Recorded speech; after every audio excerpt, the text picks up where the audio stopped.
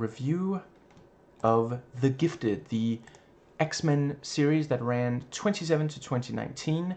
This will have no spoilers for the show. It is possible that I'll spoil some X-Men movies leading up to when it first aired. Not gonna spoil anything that came out after it first, after the pilot aired. And maybe I won't spoil anything. You know what? For now, I'm not spoiling any X-Men movie. I'll let you know if I change my mind before I spoil anything X-Men. And let's see. The show is rated TV 14, so will this video be? And yeah, this is a show that I really loved. I'm just briefly gonna give, so the ranking worst to best of all the live action, Marvel shows, including, both MCU and X-Men, since there's so few of the X-Men ones that I just felt like it made sense to combine. I'm not saying they're in all continuity with each other, obviously. But yeah, if we're talking overall yeah. Whether we're talking overall season, season finale, or season opener, my ranking from worst to best is Inhumans, Agent Carter Season 1, then Season 2, Cloak and Dagger Season 1, Legion Season 1, then 2, and Agents of S.H.I.E.L.D. Season 1 through 6, on that order. At the end of this review, I will update that list with where I rank this show. And yeah, you may have noticed that I did not, this is not a list of every single live-action Marvel show. These are the ones that I've watched by now. I'm watching them in the order that they originally aired and streamed and so on. So, let's see. This could actually be the very first X-Men thing that you watch at all. Like, you don't have to know anything. Like, if you heard me say the word X-Men early in this video, and somehow, you've avoided all the cultural osmosis, if you have no idea what I'm talking about, this show could be your introduction. There are things mentioned that mean more if you've read the comics, but yeah, you're not really going to miss anything that's important to follow the story if you don't. With that said, it does also take place in a universe where the X-Men and the Brotherhood at least used to exist. Currently, no one seems to know where they are. Mutants have been hung out to dry. It's not quite canon with the movies, and yeah, you also don't need to, let's see,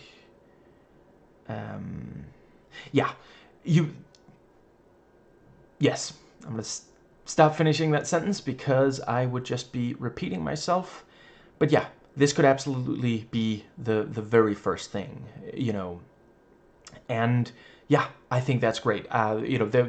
I want to say it was Stan Lee, R.I.P., who said every comic book is going to be someone's first, and that feels like that's the philosophy here as well.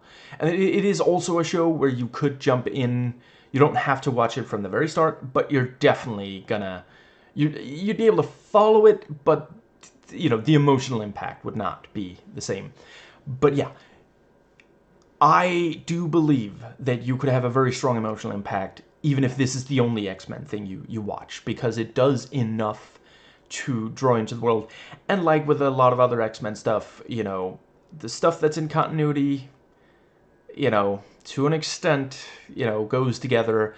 But if you're looking at different adaptations, yeah, like, they go off in different directions, And I'm not saying that's a bad thing, but that is something to keep in mind when you take in multiple of these. So, yeah, if you watch this and you don't know any of the other continuities, it's also going to mean that you're not going to be thinking, wait, did that happen in this continuity also? Or, and, it definitely is a show that is made for people who love comic books and or adaptations of such. It's not really trying to ease you into that sort of thing. It has no interest in apologizing for its existence. Stylistically, it's significantly closer to Agents of S.H.I.E.L.D., but with more powered people as government agents as main and major characters, and the perspective of the hunted by the government, than something like Legion, and I do think this is a good choice. This was on at the same time as Legion. The same year saw both debut. So it's not important. So it's important to not just make Legion again. If, I gotta get better at adding punctuation. I thought there was going to be a comma there. Legion was on FX, the show was on Fox, but both of them were adapting X-Men stuff. This is more like tension, action, handling real-life situations with a comic book twist, so very different from Legion. You know, both of them really, really great shows. There's a very distinct anti-fascist tone to this show, positioning law enforcement as tools upholding a system that targets the vulnerable. The mutants on the show stand in very nicely for, you know, yeah, such real-life minority groups currently being persecuted in America. You know, trans people, refugees. I don't think it's an accident that... do I want to give away? I'll just say there are some characters on the show that go from fighting against mutants to fighting for them when they realize that there is a personal stake in it. This is something that happens in real life for certain, but sadly far from all, you know, people who experience such, let's see, yeah, you know, if someone they really care about comes out as one or more of the letters of the LGBTQ plus community, you know, it is less applicable to, like, ethnicity, which, you know, otherwise the comics have been seen as representing, and, you know, yeah, also applies very nicely to the movies. But yeah, you know, trans people and refugees are some of the most hated, some of the most under attack minorities in America today. So I do think this choice makes sense. And let's see, yes, so 2/3 or more of all main characters have some kind of mutant ability, and 2/3 of all scenes have at least one brief use of mutant ability. The special effects are pretty good. They try not to push past what they can make look credible. I would say 90% of the time they succeed in making it seamless. You know, and part of it, I think, is that they do go for practical effects whenever they can. You know, they're not like trying to... You know, when something has to be CG, they accept that and just try to make sure that it's something they can make look good. And again, 90% of the time that succeeds. But yeah, you know, if we're seeing telekinesis, you know, unless the thing that is being telekinetically manipulated is simply impossible to do without CG, yeah, they're gonna use wire work to do the telekinesis. And it also adds a level of grit and makes it just feel more real, more convincing. It's a world that is very easy to accept as, if not necessarily quite ours, because there are some significant differences, very, very similar enough that you can recognize it. You know, it doesn't feel, it's not like Lord of the Rings, you know, fantastic trilogy of movies, don't get me wrong, but those, it's a bit harder to just see it as, oh, well, that's just our world. And I suppose there are some people who view Lord of the Rings as just, oh, that's just our past, you know, but anyway. I do think there's a little bit too many of the mutant powers. While they don't boil down to quote-unquote just telekinesis, they do... Yeah, there's some similarities between them and telekinesis. Thankfully, elsewhere, they get much more varied. You know, you have Clarice, who can teleport. You have... I'm going to get his name real quick. There. You have John, who has enhanced senses. Let's see. You have one that can create force fields. You know, yeah. And let's see. And yeah, Marco can manipulate light, which both means using it as like an attack, but also, you know, he can limit how much light there is in an area, and yeah, various things. And they do a great job using the powers very creatively.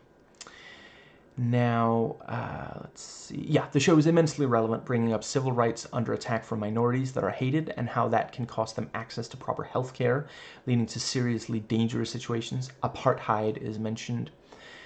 And let's see. Yeah, in addition to creative use of superpowers, they also do a good job of having them, not like constantly, but a number of times they'll use them together in ways that, have effects that they couldn't possibly do apart. And let's see. Yeah, in addition to the cool stuff with mutant powers, it also get into the obviously much more important element of empowering minorities to live their truth, not have to pretend to be like the majority. It gets into the beauty that comes from many members of minorities fully expressing their own identity. For when the metaphor is for trans people, this is gender euphoria as opposed to gender dysphoria.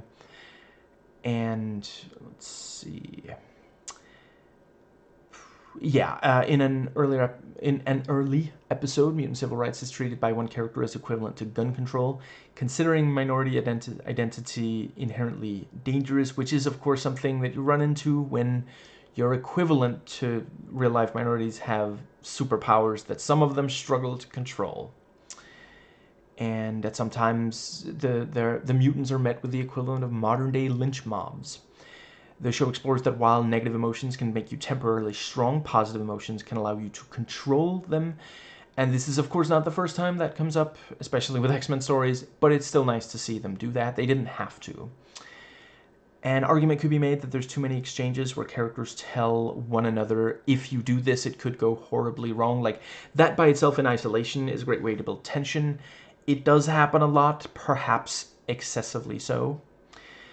Some episodes have been criticized for decisions made by characters that, while not what you would want to do in real life, does make the fiction more fascinating. I would argue that there's always reasons for these decisions, and they do tend to be in character. The show's universe has an equivalent to 9/11, which they refer to as 7/15, where mutants were peacefully protesting, cops escalated, people died on both sides, and it led to a law where mutant civil rights were taken away, similar to how that happened in the real world, after 9/11 for Muslims. And yeah, I am not going to tell you that you should be okay with them creating an in-universe equivalent to 9/11, and it gets brought up a bunch. If that is a bridge too far, this show is not for you, and there's not anything wrong with you for that. Personally, I do think that they try to be tasteful about it, and yeah, I don't know. I'm not telling anyone they have to be okay with it. It did at first give me pause when I found out. The cast is fairly diverse. Women make up nearly half, and there's ethnic representation. In a lot of ways, the show is better than the movies. It really feels like they just took comics and put them on screen. The X-Men. Yeah, the various mutant teams. Since technically this show does not depict the X-Men, but various mutant teams in X-Men comics. A number of them have so many characters that it just makes more sense for an ongoing series than one-off, and with movies, you're at the end of the day going to get one-offs. They pretty much from the start, they were struggling to keep around enough of the cast that they could develop them, and then with some of them, they did a bad job even when they were able to keep them around. Cyclops got way too little characterization. And just characterization, character moments, background exploration, rather than just being in the background, not being explored. It happens on the show, didn't happen anywhere near enough in the movies. And the problems that the characters deal with tend to erupt naturally from the various circumstances that the characters find themselves in. I'm not sure there's anything on the show that just comes completely out of the blue. And let's see. Much like Prison Break Season 2, there is a significant amount of screen time devoted to major and main characters being threatened with capture by law enforcement and then potentially being a threat to some of the plans of some and the let's see, right, yeah, potentially being a threat to some of this law enforcement. This is, of course, great if that's the storyline you're into, and frustrating if it isn't. And that is something I did see some people say they thought that certain storylines were just given too much time. And let's see, at least one antagonist character, though really evil a lot of the time, will eventually show they are capable of good as well. A lot of episodes open with a flashback that the rest of the episode is at least somewhat informed by, something true of many comic book series issues. It works well here, and it works well there. And that, yeah. Let's see, so a couple of other things that, yeah, just gonna make sure I have there we go. So, yeah, one of the reasons that this feels like to be clear, I'm not saying that it feels like they took specific comic books and put them up on screen. There are some similarities, but there's also some big differences. Don't go into this if you think that this has to be set in the same world as the movies or follow the continuity of movies or comics or anything like that. It is created, they even created some brand new characters for this. I would argue they fit in, like, I didn't know at first which ones were the new ones. They really, and I wouldn't rule out they do that sometimes. It's possible they have since appeared in comics, or might later. But yeah, it does really feel like watching an entire episode has the feel of reading an entire one entire issue of a comic book. Yeah. It will further the plot somewhat and explore themes, have stuff for characters to do, and then the next episode. It's not that every single episode, like, yeah. It's not that every single episode, nor every comic you'll pick up, is going to have a complete story. That does happen sometimes. Sin City tends to be a complete story each book you pick up, but this is very much this more serialized thing. And again, there's stories you can only tell like that the movies just never were able to. Some of the ways that the movies do, yeah, this is going to sound obvious, so to be clear, I'm not saying that as a criticism of this show. Obviously, the movies have bigger action than the show. The show does have very frequent action, and I thought it was always satisfying. This is one of those things, this show, by the time they started making this show, budgets were big enough for these TV shows that they could do satisfying action. If you go back and you watch, like,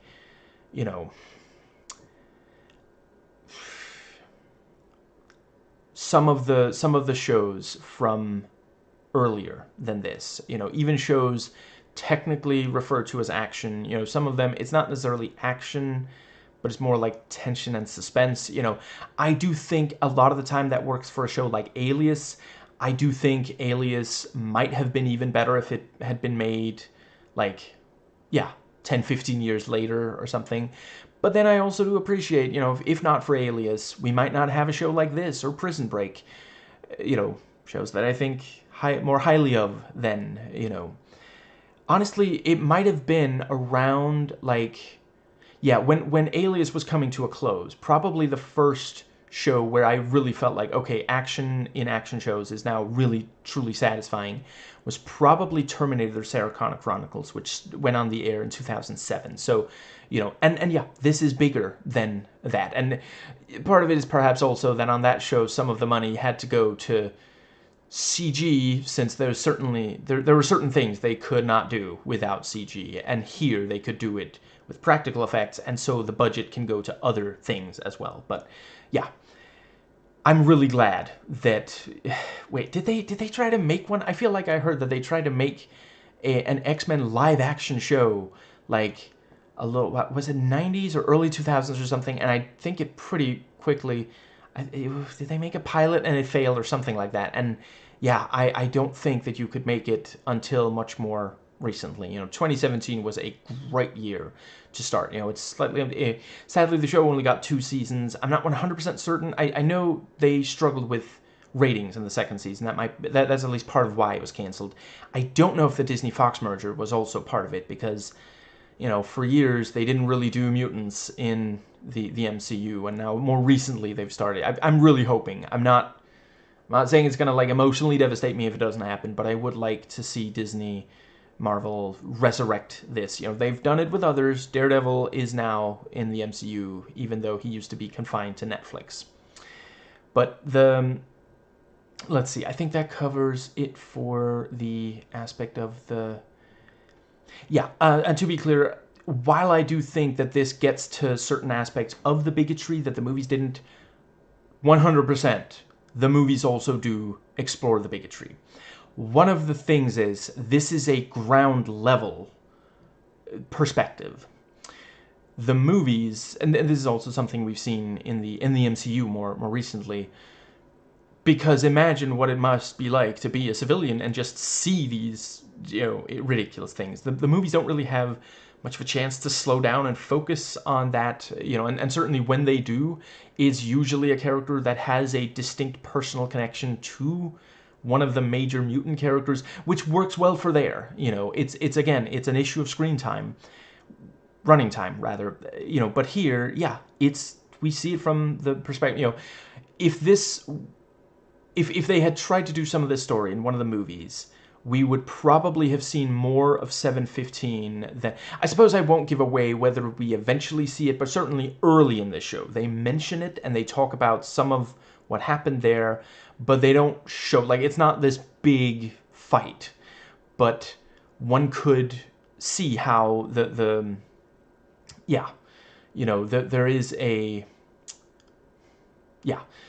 This focuses more on how does it affect the people on the ground. And, again, a lot of the characters here are mutants, but that's part of the thing. With the movies, they focus mostly on the ones who are on teams. Whether good teams or bad teams, they focus primarily on mutants that are on teams. This show, there's a number of mutants that are not on teams, and they still suffer for what the teams do.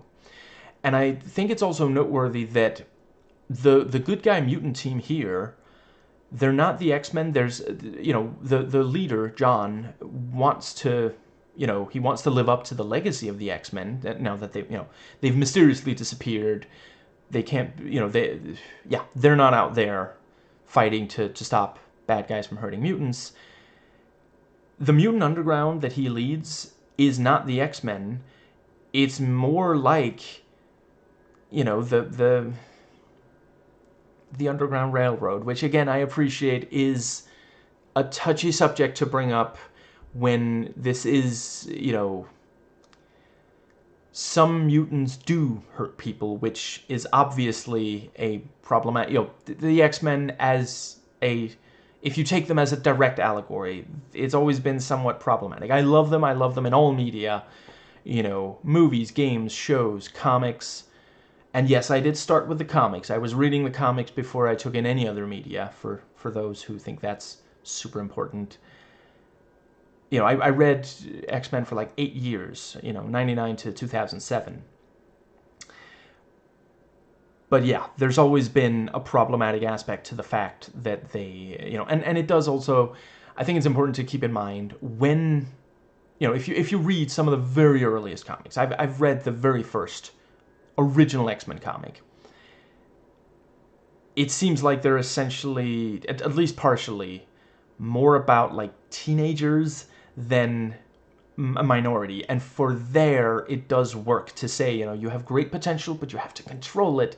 People are going to think that you're terrible, and you have to prove to them, they're going to expect you to prove to them that you're great. Because in those first comics, Xavier is the only X-Men that's not a teenager. Literally, all of them are teenagers, and yeah, later it was decided that it was going to stand in more. There is some, you know, for sure, because you do have Magneto there, although I think the backstory that makes him more of a complex character came, I don't think that was in the first issue, at least. You know, you do have some evil mutants right there from the start.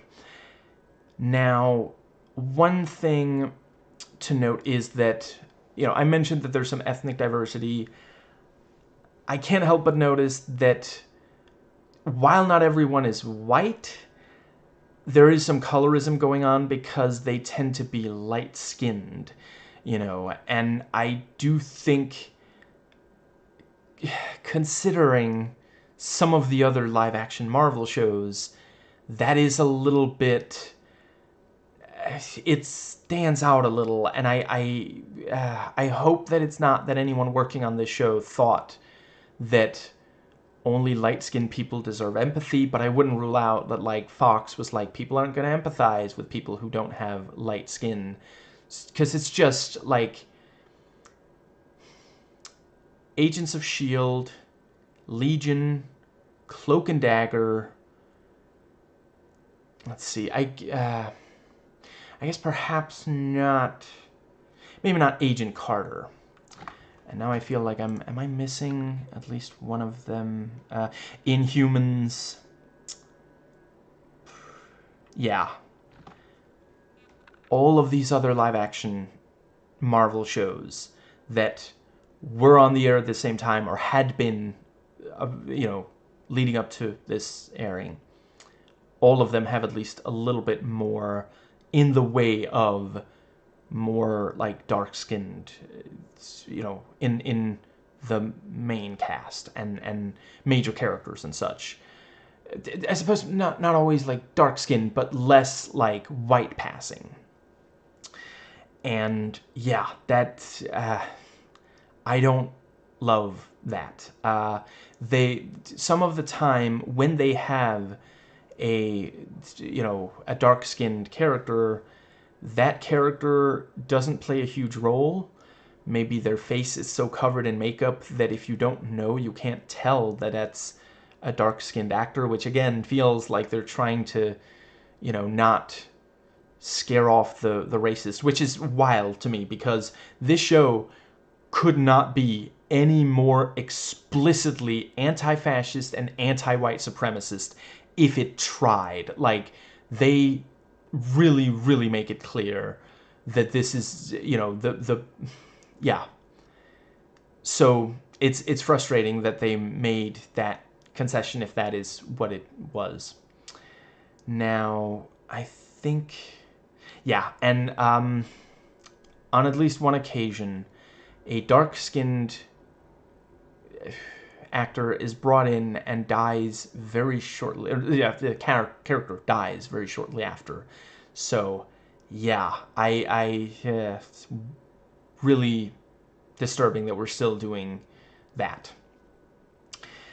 The acting is so good. I don't think there's a single actor here that does a bad job. The show was created by Matt Nix, and he brings in a couple of the Burn Notice, you know, yeah, some people who played major roles on Burn Notice, his, you know, one of his other shows. And I will say I do think this does a better job. I don't know if he improved or it was the writer's room that just refused to go along with what he was, you know, but Burn Notice definitely had a misogyny problem, and this doesn't really much at all. There's perhaps a little bit, but it's definitely not anywhere near as bad. You know, some of the most compelling characters, some of the strongest, some of the smartest here are women, much like in real life. And let's see, I think that brings us nicely back to the actors because I wasn't actually done. Yeah, it was really, really great to see Kobe Bell play such a different character here than he does on Burn Notice. And I don't think I want to give away who else he brings over because that actor does not appear immediately, but yeah. And it was also very cool to see Skylar Samuels on this who is playing a very, very different character than she did on... I can't believe I'm... Okay, this will not stand. I remember it. I'm just going to need a second or two. Scream Queens. Other than that, I don't know the cast too much, but they all impressed me. I want to see them in other stuff. Yeah, Jamie Chung, not a surprise that she's great. You know, I suppose other than this, I'm primarily thinking of her from the second Sin City movie, but she was great there as well. And other than that, it really is just... let's see... Right, Elena Satine, who also appears... Yeah, that's not a spoiler. On Agents of S.H.I.E.L.D. is also great. And Amy Acker, who... Yeah, very different here from, you know, like, other than this... Yeah, when I think of her, I primarily think of Alias. And yeah, very, very different than there. I don't think I want to give away who, but I will say at least one actor on this plays more than one character. And they do such a phenomenal job in making each of the characters that they play so distinctly different. Like, there were scenes where within, like, seconds of seeing the character's face or hearing them speak, because they're not, like, wearing name tags, you know, but I could immediately say, oh, that's definitely that one, you know. Fantastic. Yeah. So, there is a little bit more to talk about when it comes to ethnicity and misogyny. I think I will start with ethnicity. So, I did notice that some of the BIPOC characters are seen to struggle with their temper, which is unfortunately this really, really, you know, that's a trope that we really got to retire. It started as propaganda to make sure white people didn't empathize too much with slaves and let's see, were they refugees? Immigrants, at least, you know. Yeah, and yeah, I don't love that it's here, but I will say there's a lot of white characters, including white men, who also really struggle with their temper. So I wouldn't rule out that it might just be that they were making a show where a lot of major characters were struggling with their temper, and they didn't really think about if maybe it would be a good idea to tone it down, if not remove it entirely, for the BIPOC characters.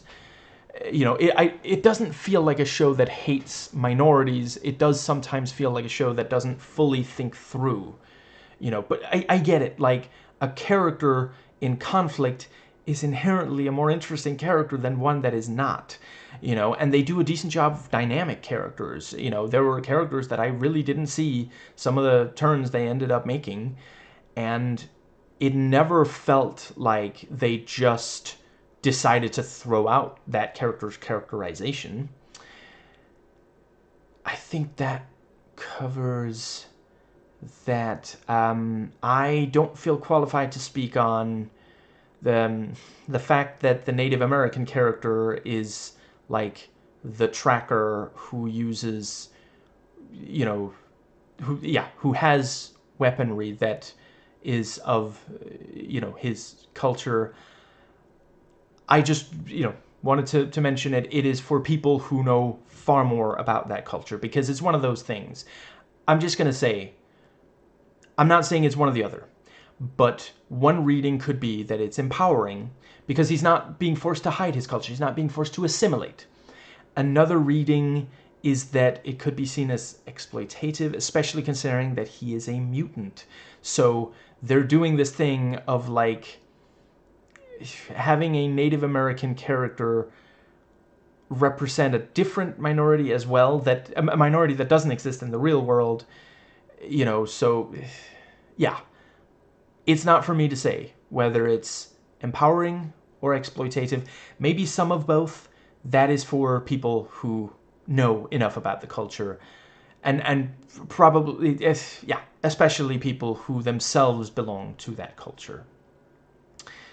You know, I'm white enough that you can do white balance off my forehead. Now, yes, that brings us to the, so yeah, the misogyny. There is definitely some stuff where some of the female characters are like uniquely,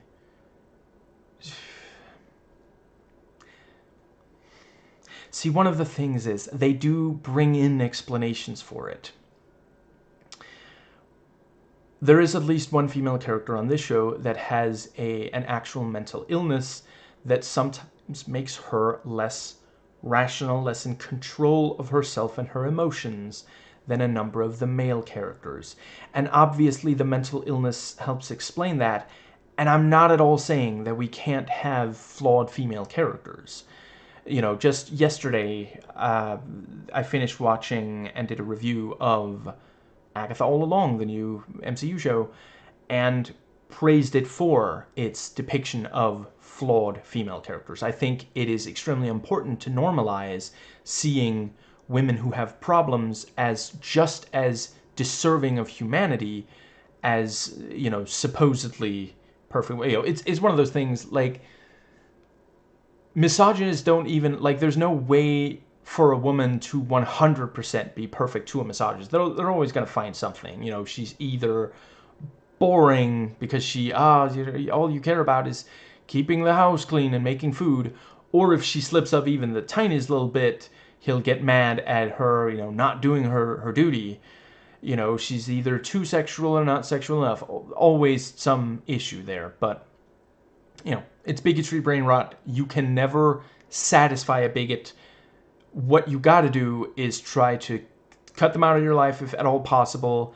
And, you know, in the long term, we got to educate them. We got to change the culture so that they don't feel comfortable expressing bigotry. You know, we got to teach them empathy. I don't know if I think it was the best idea to have the mentally ill character also be a female character. I think, but at the same time, I will say some of it, yeah, I already mentioned some of the best characters on the show are female.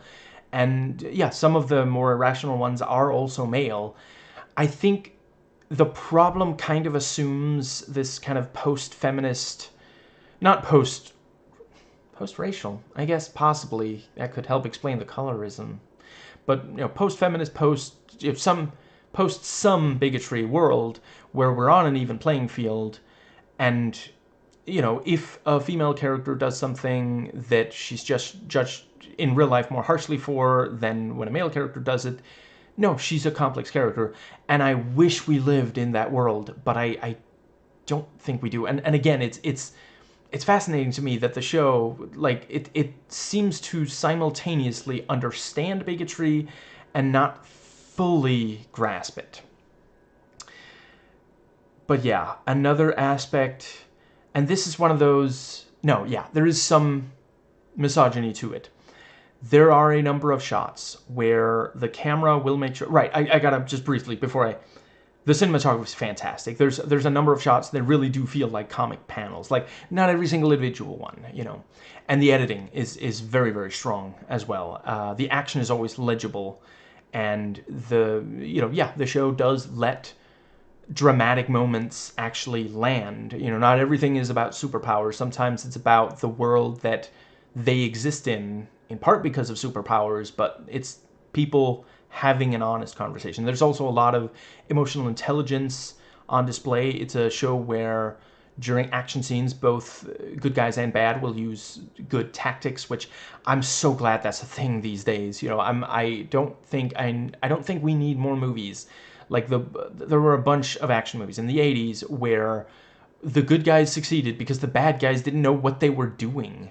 You know, they were just completely incompetent. And I get that it's easier to stage, and I get that some of that was necessary back then. Some of these movies didn't have enough budget and shooting time to take into account everyone using good tactics. But today we can, for a lot of these productions at least, and it just makes it so much more engaging, much more tense. We don't really need the you know, macho power fantasy anymore. So I can appreciate that at least some during the Cold War, you know, it helped make people not be so afraid of the Soviet Union, which, considering, you know, nuclear war threat, yeah, I can appreciate, you know, but I really don't think we need it today. Today we need empathy. The problems of the world are not going to be solved by flexing muscle. At the very least, not only. You know, it's no longer this thing of, oh, we just gotta attack that particular country. You know, the Nazis needed stopping, the Soviets needed stopping, but today we're dealing with a world where that's not, you know, and America has tried recently, and it keeps going wrong, and we need to get away from it. And I really appreciate that. Yeah, you know, this show humanizes just about every character who gets very much screen time. There's almost no character that gets, like, yeah, you know, there are people on screen sometimes that don't get a lot of humanization, but they tend to be like extras and such. And, you know, yeah, some of them are evil characters, some of them are good guy characters. And this is also a show that understands that evil is a choice. It can be, you know, you might end up making that choice if you've experienced a lot of hardship. But it is ultimately, you know, nobody's born evil, and it's not about, you know, oh, we just gotta find out who's evil and immediately, like, kill them. Like, I'm not saying that there's absolutely no character on the show. Let's see. Can I say that without spoiling? Yeah, there might be at least one character on this show that is ultimately, like, irredeemable. But the good guys tend to give them a chance. You know, they'll try to appeal to their humanity. And, you know, if that fails, they might be forced to use violence. Now, that's also a thing. Like, this is very much a show that acknowledges what it looks like to regular people when mutants use violence, and it's either witnessed or just people, you know, regular people see the result, which, again, the movies didn't, and I'm not saying they could have, but the movies didn't get that much into that. And I think that does bring us nicely to back to the, yes.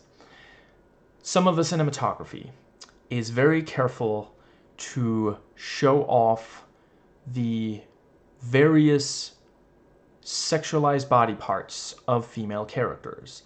And it's one of those things where if it was 100% even, I don't think it would be quite as, you know, but yeah, it's definitely a thing. The camera is definitely, you know, a straight guy that, you know, really wants to ogle. And one of the things is, there's definitely times where it's meant to be empowering. And I'm not going to say that never, because I will admit, years ago I might have said that that's not, but I have come to realize in more recent years, you know, there are a number of female feminists who I try to always listen to who do find that empowering, and I'm not going to tell them that they're wrong. That is not at all for me to judge. 100% not for me. So I can imagine that there were, you know, female feminist viewers of this show who did find at least some of that to be empowering.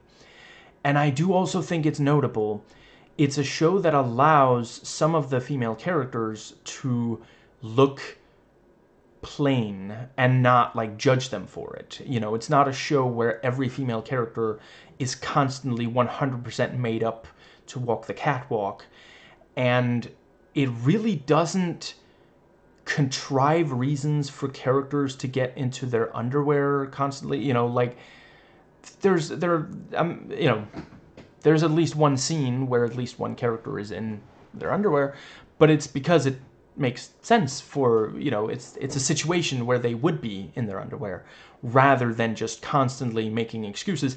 And they're not constantly wearing tight outfits either, you know.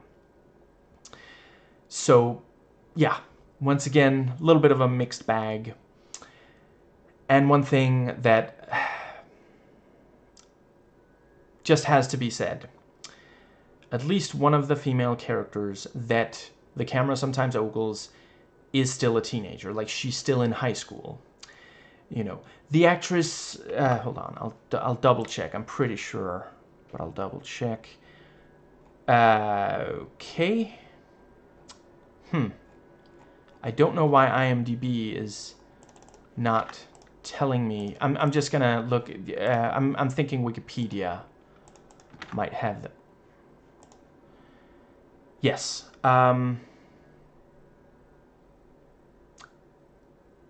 Okay. Yeah. The actress was also... Yes. Okay, yeah. It says she was born either in 99 or 2000. If she was born in 2000, she was 17. And I guess, depending on when they shot it, possibly even 16 for some of this. So, yeah, that is... We really got to get to a point where that is just... Where we all agree that that's just not okay. Never sexualize someone who's underage.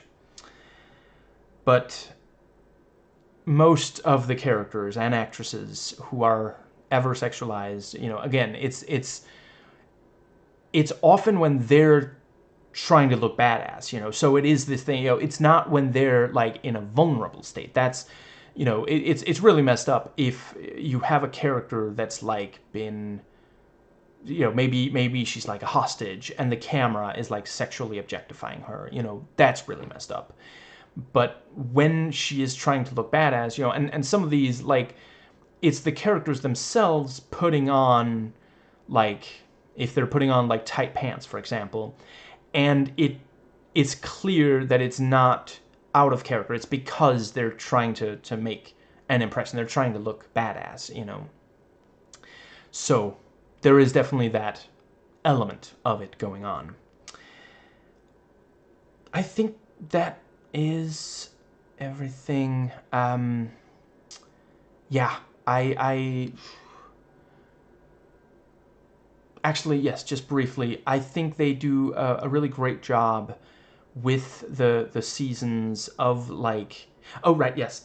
So, yeah, I love every episode, and I do think it is worth noting they were clearly expecting more than 2 seasons. So, Season 2 technically concludes that season. You know, they got to make all the episodes that they wanted to for that one, as far as I've been able to tell.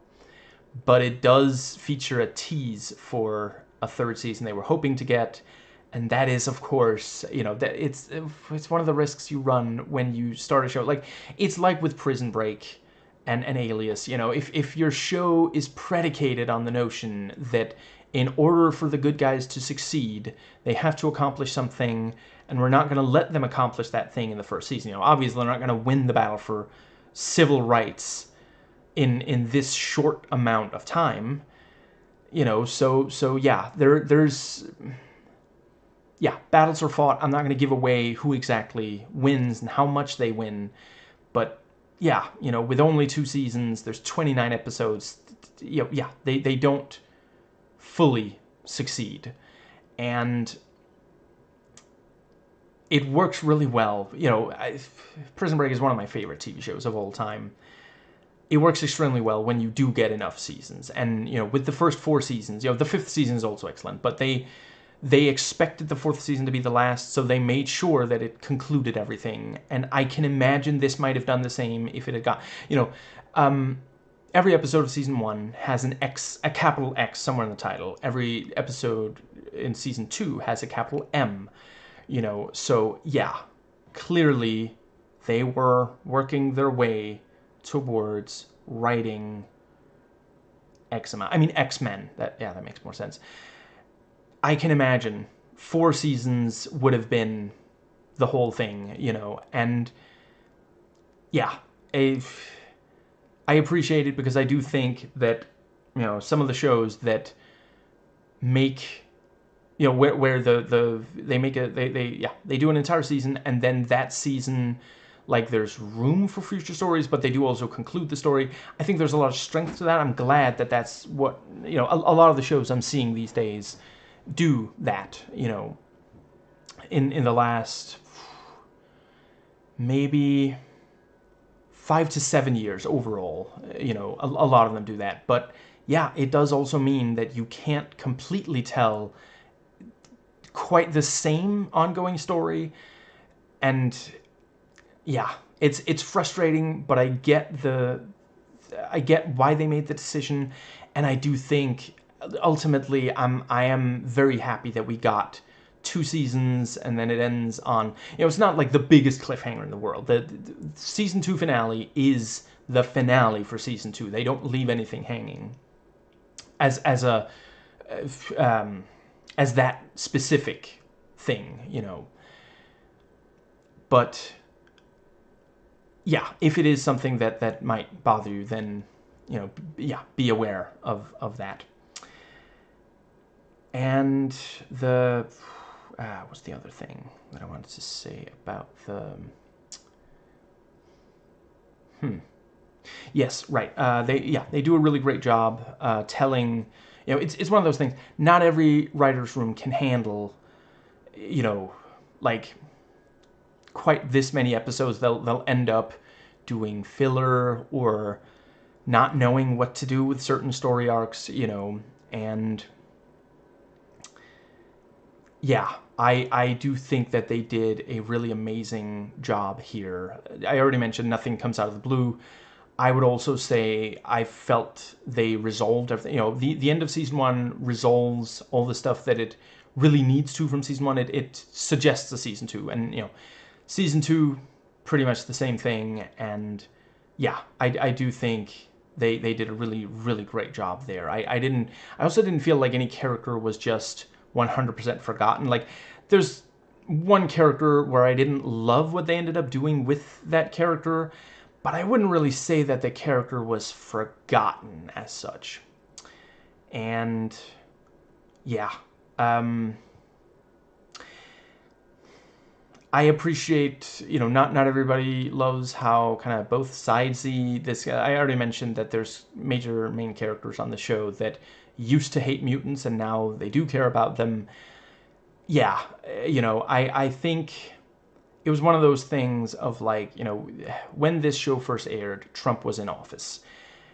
I think they were worried about making it seem like every Trump supporter, you know, supposedly half of America, was just irredeemable. You know, it's not that it doesn't feature anyone who is irredeemable, including these, you know, yeah, the bigots. But I can appreciate an argument that maybe they get more focus than some would like. And I do think the show might have focused almost entirely on mutants if it had come out before Trumpism. But I do appreciate, you know, it is, and I'm not going to claim that I'm perfect either. We got to be careful not to alienate, you know, every single person who votes conservative, because we do, certainly some of them can be reached. And, you know, yeah, it's important that we have as much, you know, yeah, that the coexistence is, you know, as that there's only the conflict that is simply unavoidable, you know. And there are conservatives who have shown they're willing to change for the better. They just, you know, some of them struggle to, and it's important that we don't alienate them. And yeah, I believe that's why the show took this approach. So, overall, I rate this show 8 mutants fighting for their rights out of 10. And the worst to best ranking, now including where I place this show, every live-action Marvel show that, yeah, of recent years, MCU or X-Men. Worst to best: Inhumans, Agent Carter Season 1, then Season 2, Cloak and Dagger Season 1, The Gifted Season 1, then to Legion Season 1, then to Agents of S.H.I.E.L.D. Seasons 1 through 6. And yeah, I'm really, really glad this show exists. And you know, that I was able to watch it, you know, years and years after the, you know, it originally aired. I watched it on Disney Plus. Now, I'm not making excuses. Like, Disney has done a lot of bad things. They definitely need to treat their employees a lot better.